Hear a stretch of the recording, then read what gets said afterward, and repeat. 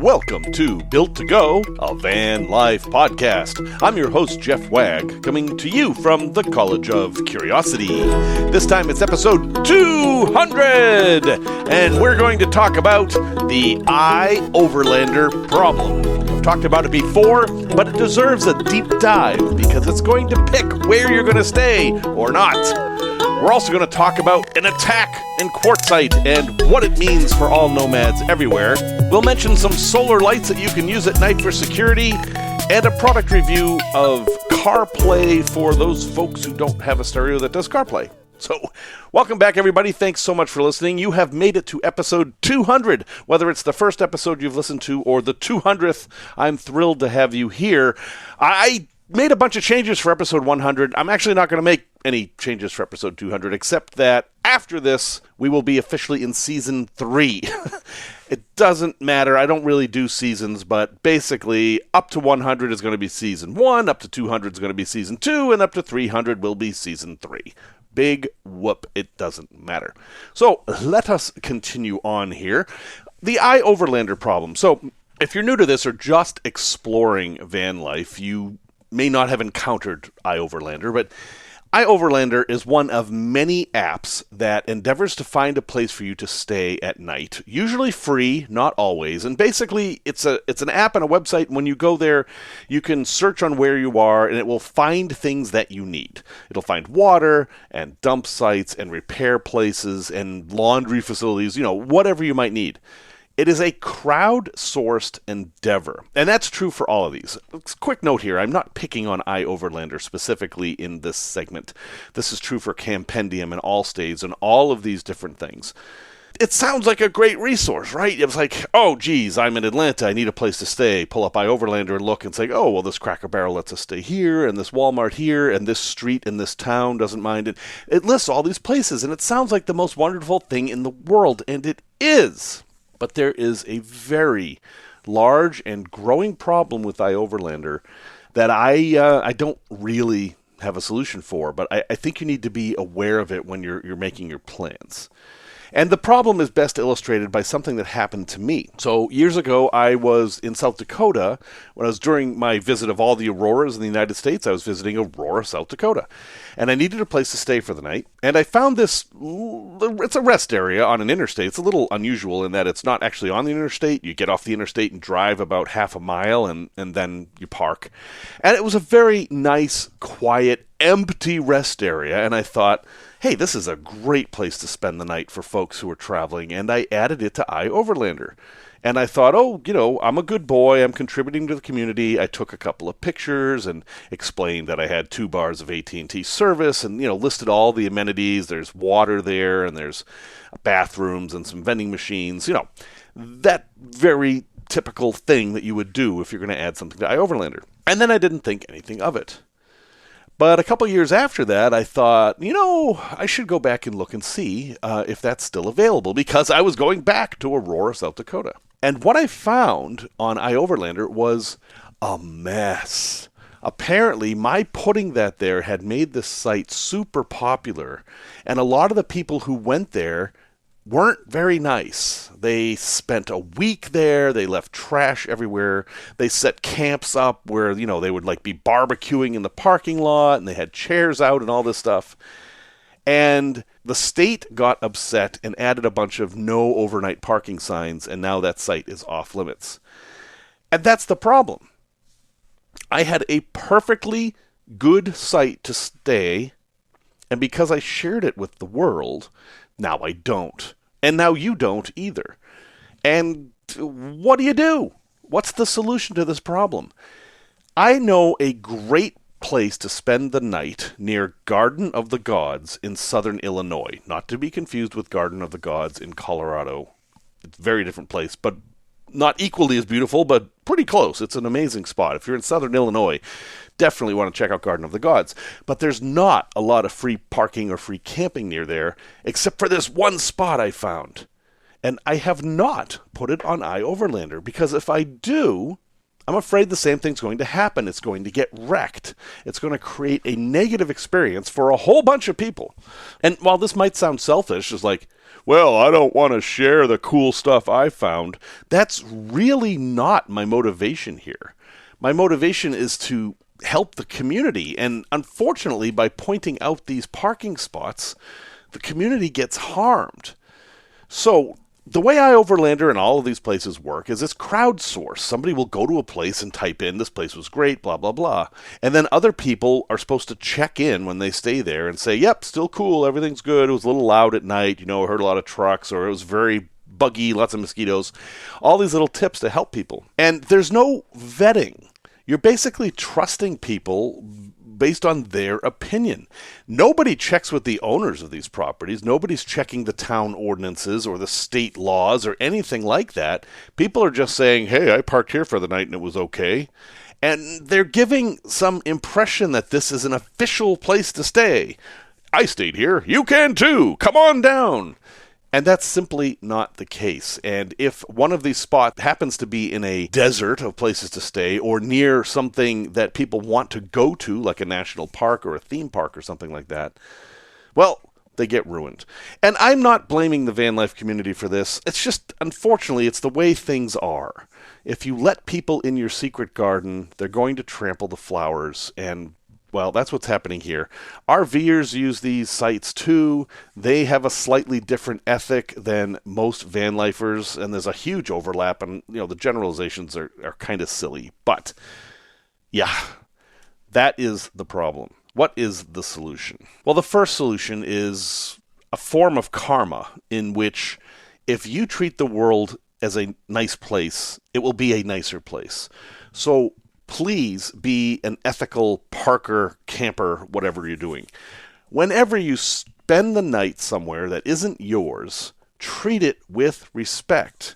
Don't make a lot of noise. Don't make a big spectacle of your presence. Don't unfurl your awning and have all your chairs out and have a big barbecue and light fireworks off. Yes, folks, I have seen that in Walmart parking lots. Don't do that.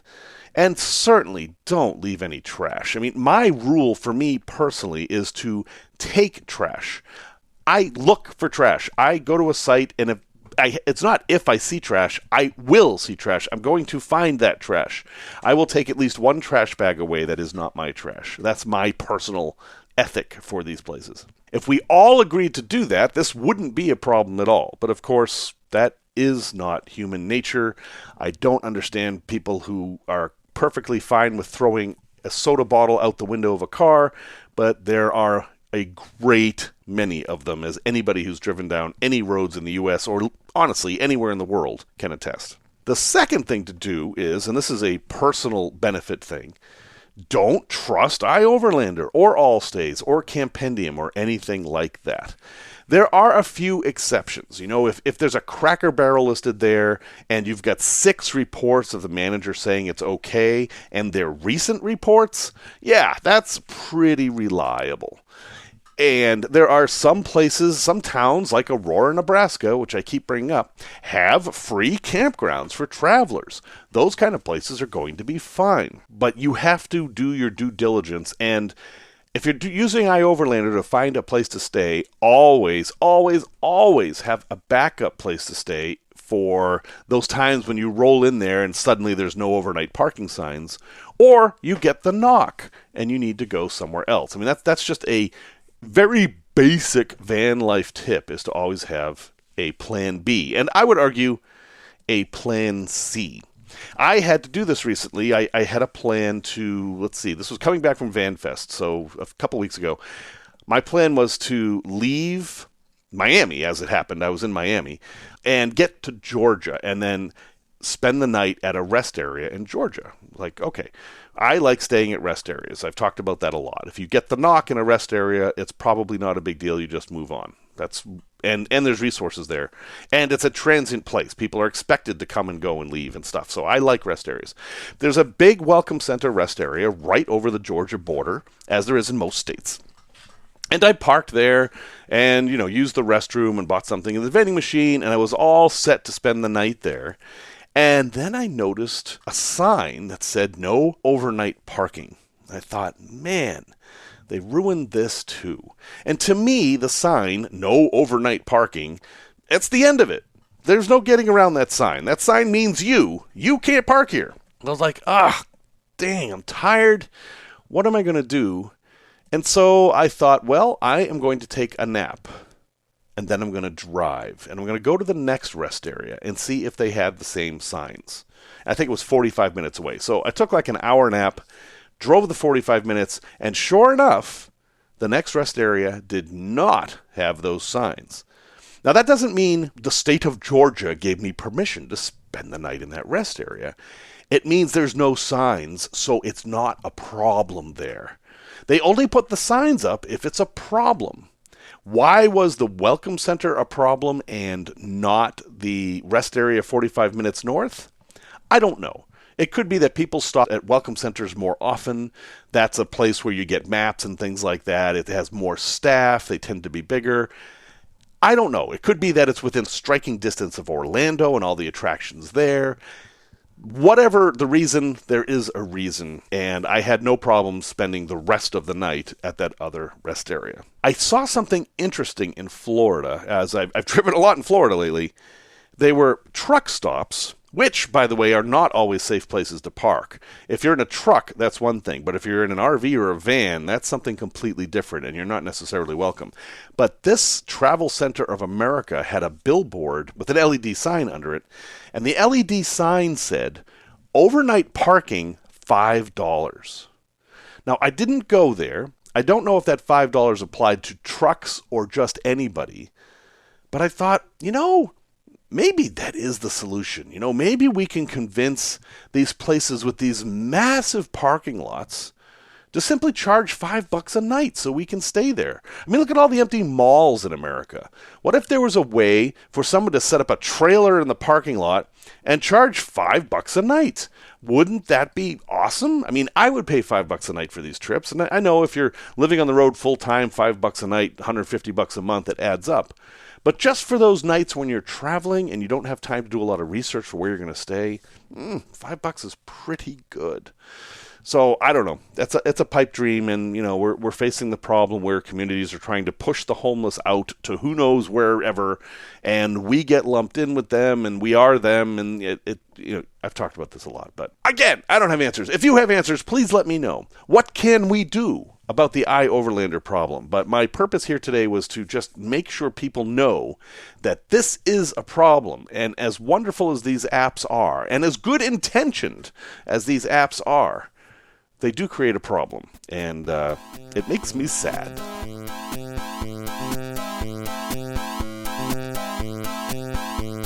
Van life news.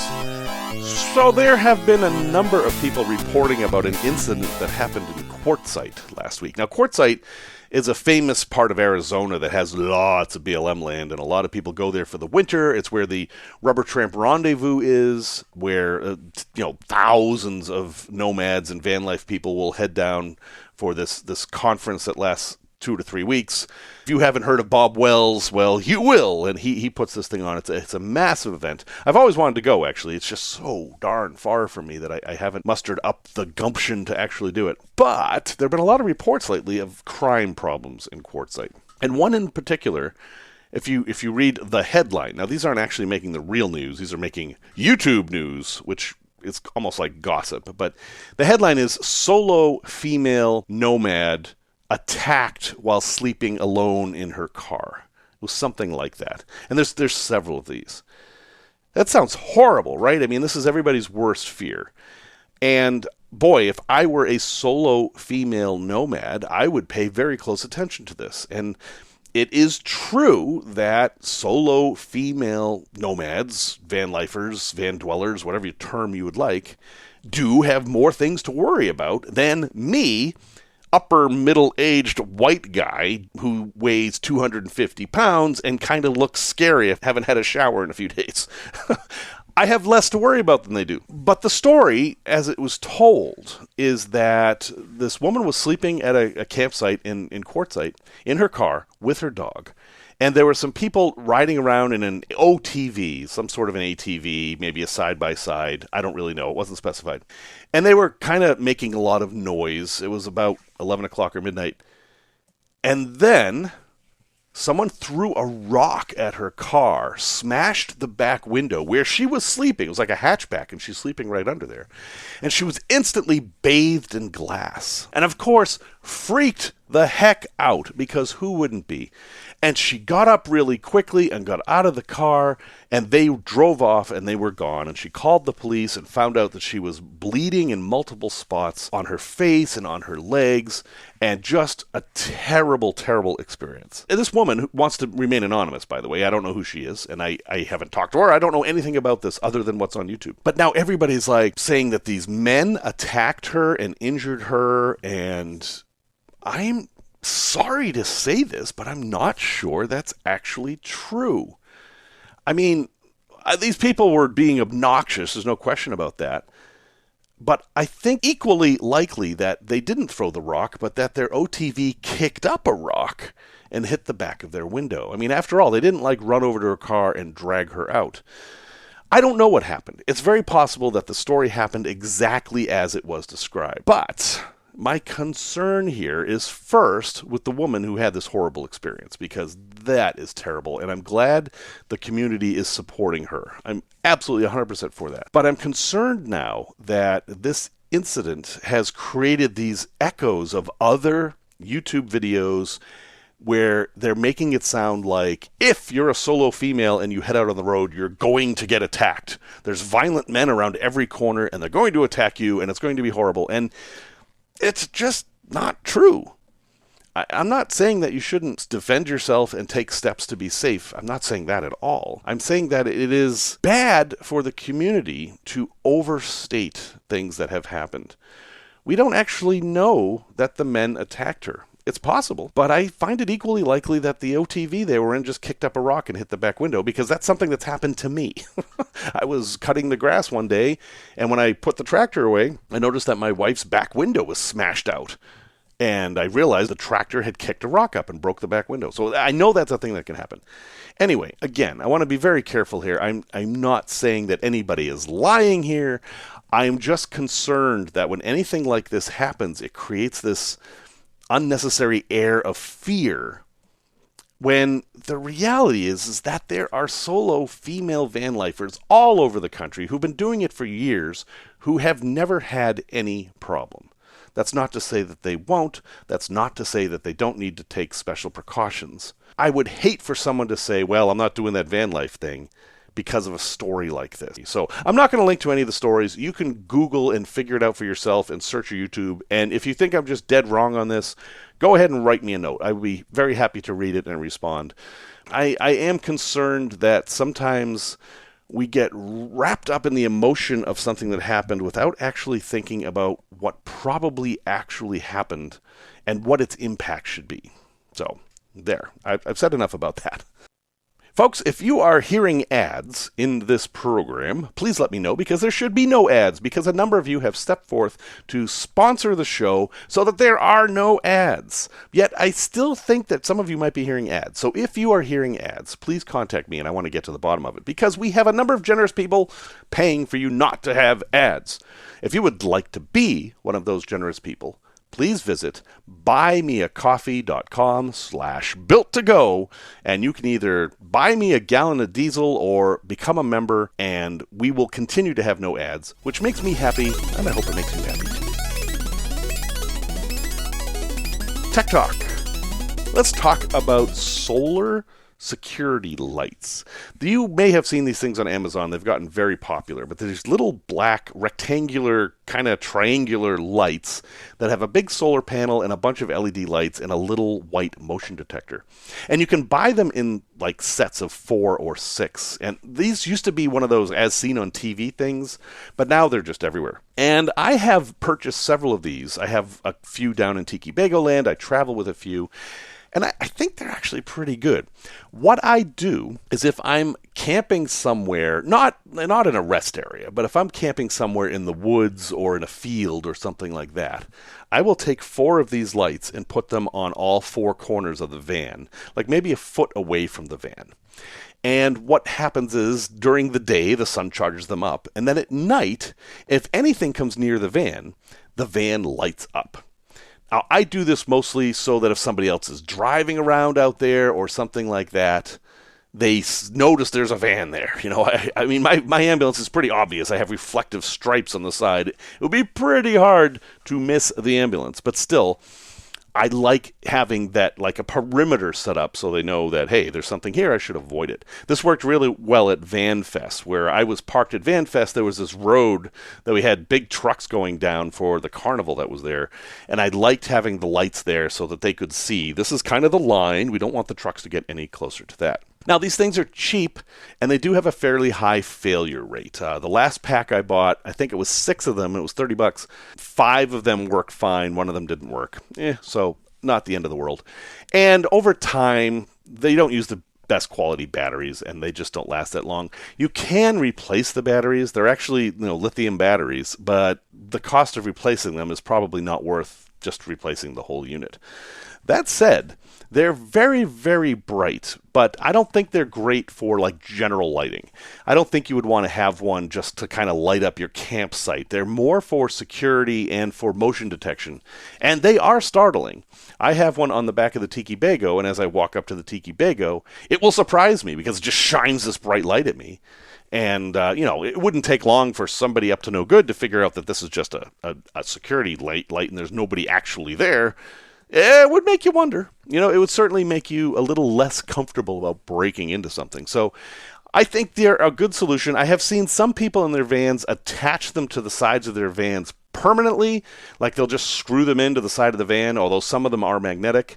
I do not do that. I like to deploy them as I see fit, but that is an option too.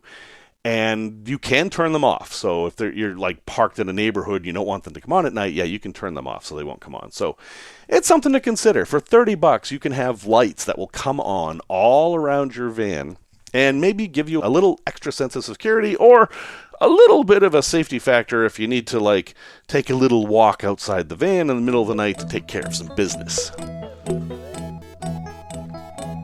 Product review.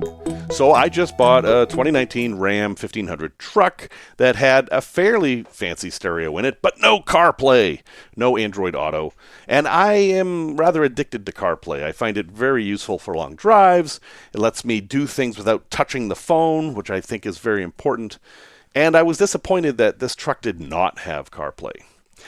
Now, the stereo in this truck, like in many vehicles, is fairly integrated into the truck. It actually communicates with the dashboard.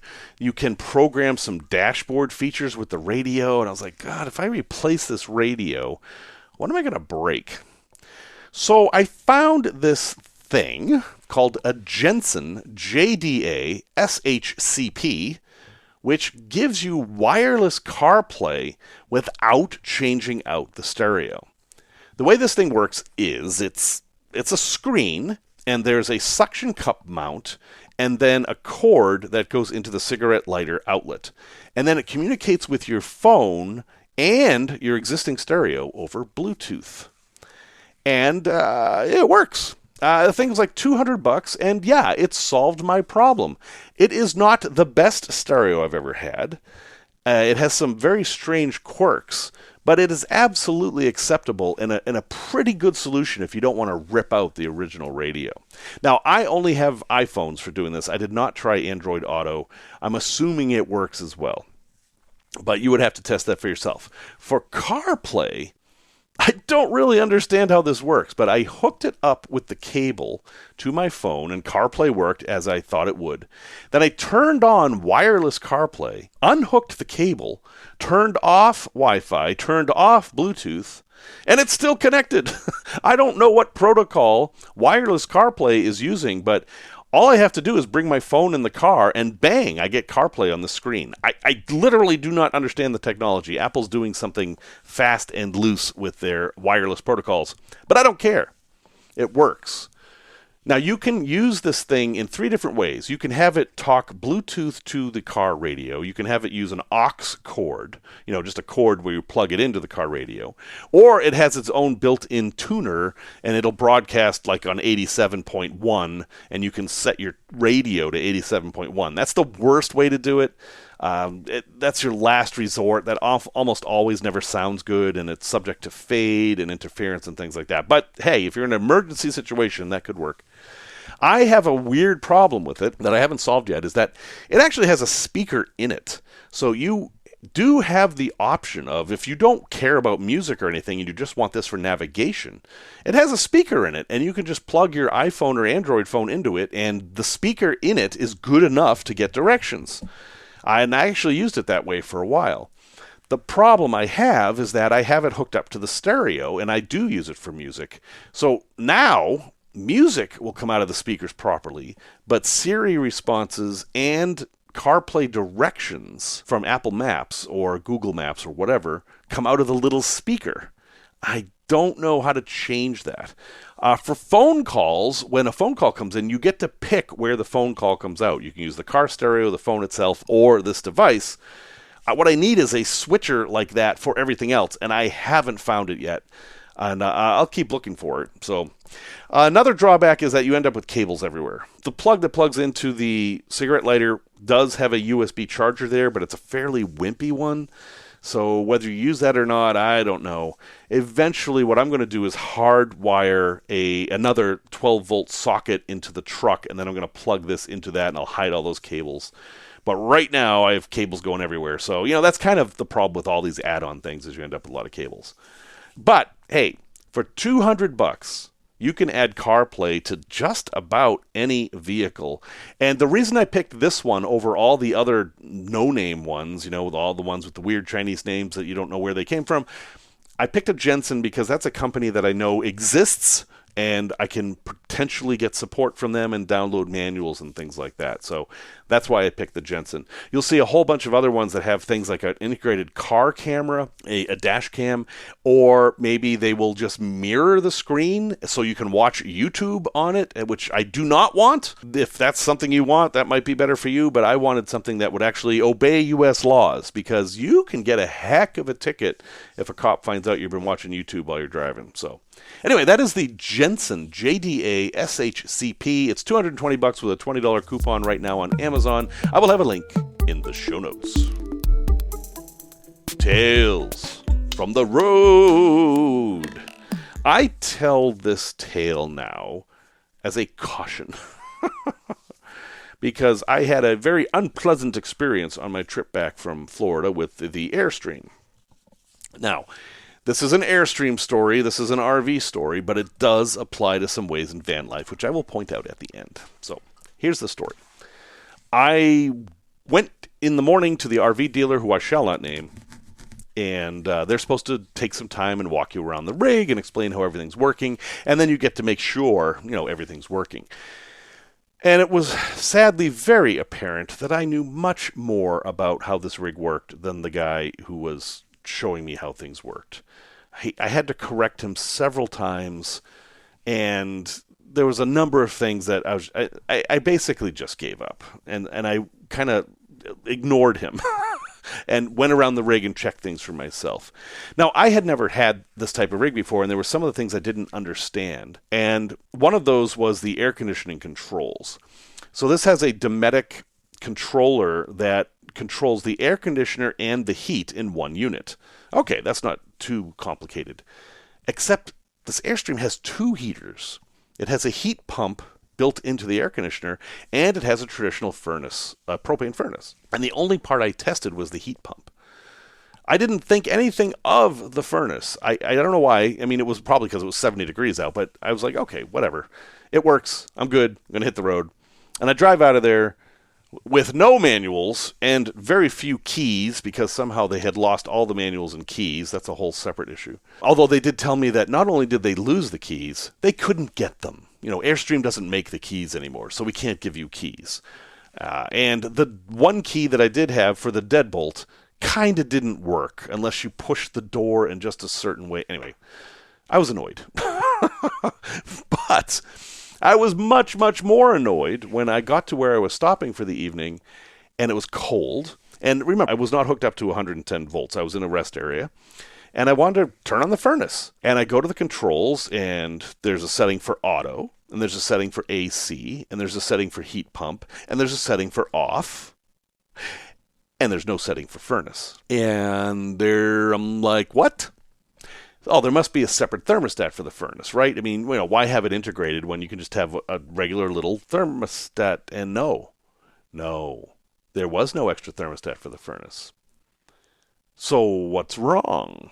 Well, I'll save you the hours and days of troubleshooting I had to go through, but after extensive Googling, I figured out that at some point in this RV's lifespan, the air conditioner had either been swapped or the control board had been swapped, and they didn't program it right. The way this thing works is a wire goes from the furnace up to the air conditioner and into a control box, and that's what communicates with the thermostat.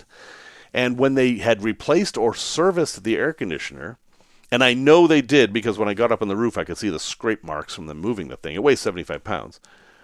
They didn't set the dip switches right. There's a bunch of dip switches that tell... dip switch is a dual inline position switch. It's this little tiny switch that you need like a pen or something to set. It's an old-fashioned thing that hardly anyone uses anymore. But they're in this controller for this Dometic Penguin 2 air conditioner. They had set it wrong. And they basically, it looked like they missed the furnace button and hit a button for dehumidify, which this doesn't have. I don't actually know what happened, but I know that nobody ever tried the furnace after this work was done on this thing, and I don't know whether it was done a week ago or 3 years ago. I have no idea. And that's because this is a Florida RV. This thing spent most of its time in Florida, and they didn't ever use their furnace. The heat pump will work down to 40 or 35 degrees. There'd be no reason to burn propane. Anyway, I was super annoyed, and it took me a long time to fix it, and it took a lot of Googling. There's nothing in the manual. I basically had to run into other people with this problem and figure out how they solved it, and I did, and a lot of them said exactly what I had thought, that the techs who replaced the air conditioner hadn't set the dip switches properly, and I finally found a picture of them, and I was able to fix it. It took a lot of restarting and resetting and all that. Anyway, bottom line is, I have a furnace now. It works great, and we were really happy to have it this weekend. Why am I telling you this story? Well, if you remember in the very long bonus episode I did a couple episodes ago, I talked about you are the expert. And holy cow, is that true in the case of buying a used RV. See, I didn't buy this from an Airstream dealer. I bought it from a very large dealer in Florida who sells all kinds of RVs. And even though they told me they were experts on Airstreams and that many of them had worked at Airstream before, they didn't know a thing about the specifics of this Airstream. Although one could argue that this furnace problem was not that. The bottom line is they just didn't check the furnace. And if they had, I'm not confident they could have fixed it. Now, how this applies to you is that you are in a much better position if you build out your own rig than if you get someone else's built-out rig. Now, I might be selling my ambulance in some point, not anytime terribly soon, but in months or maybe a year, I might be selling it because I have too many vehicles right now. And I will completely make sure I go over everything I did with the person who buys it, and I will write up a manual. You aren't going to get that in most cases. They'll give you a walkthrough maybe, but they're not going to mention little things like, I had problem with this connection here, this was rubbing here, so I put some tape on it. All that little stuff that actually is going to matter when you're troubleshooting. So, yeah, you're the expert whether you want to be or not. And I am now an expert in these Dometic thermostats, which isn't something I wanted to be, but I was forced to be. And had I built all that myself, which I'm not going to build an Airstream by myself, I absolutely would have known exactly what the problem was and been able to fix it quickly. The other lesson, and this is a lesson that I'm really embracing more and more, is complexity is bad. There's no reason for this one thermostat to control everything. I mean, all right, it's kind of nice. Like, for example, if the heat pump can't keep the rig warm enough, it'll turn on the furnace as well and kind of attack the heating problem from two directions. You can also set it so that it'll stay at 72 degrees no matter what, meaning it'll turn on the air conditioner or the furnace or the heat pump, depending on what it needs. That's all kind of nice. But holy cow, it makes troubleshooting a pain in the butt.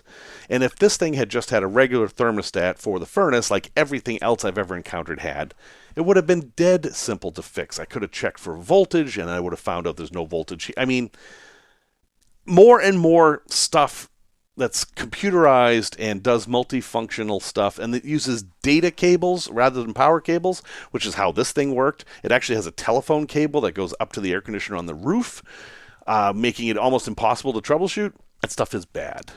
When you're looking at buying a van, remember that simple is often better. Manual jacks are better than automatic jacks. Manual awnings are better than electric awnings. That kind of thing.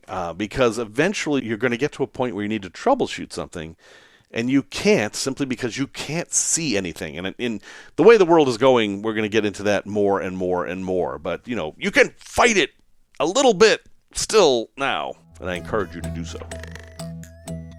Resource recommendation. Holy cow, am I thrilled to have found this. I got an email out of the blue from Nomad Wiki. Now, there's no person's name associated with this. I don't know who is doing this, and they apparently want to remain anonymous, and I'm going to help them.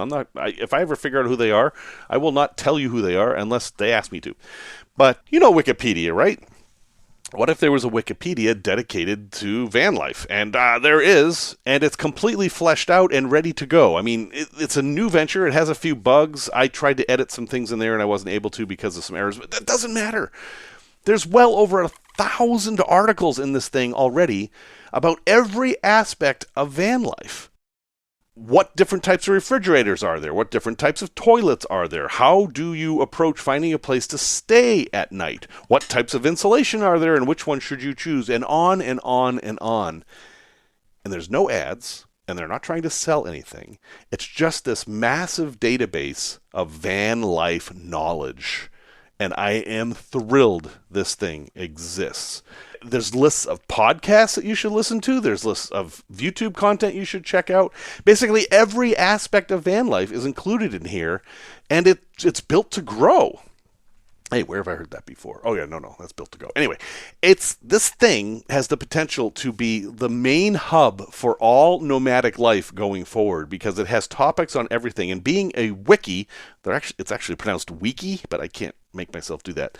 Being a wiki, it will just keep growing as people add more and more stuff. So I don't know who did this thing. I do know that they wrote to me and asked me to promote it, and heck, here I am promoting it. Go check this out, nomadlife.wiki. I'll have a link in the show notes, and search on anything to do with van life, and it will probably be there. And if it's not, you should be able to create the article yourself by registering an account, although, like I said, there's a bug somewhere that I can't do that right now, but I hope that that's fixed soon. So this is huge, guys. This is a very big deal, and I will probably be talking about it again. So go check it out. Well, thanks very much for listening to episode 200. Music, as always, is by Simon Wag. If you need to get a hold of me for any reason, I am Jeff at built2go, that's 2 T's, not 3, not 1.com. I left that part out, didn't I? I shouldn't have done that. And until next time, remember the words of Jim Rohn, who said, to solve any problem, here are 3 questions to ask yourself. First, what could I do? Second, what could I read? And third, who could I ask?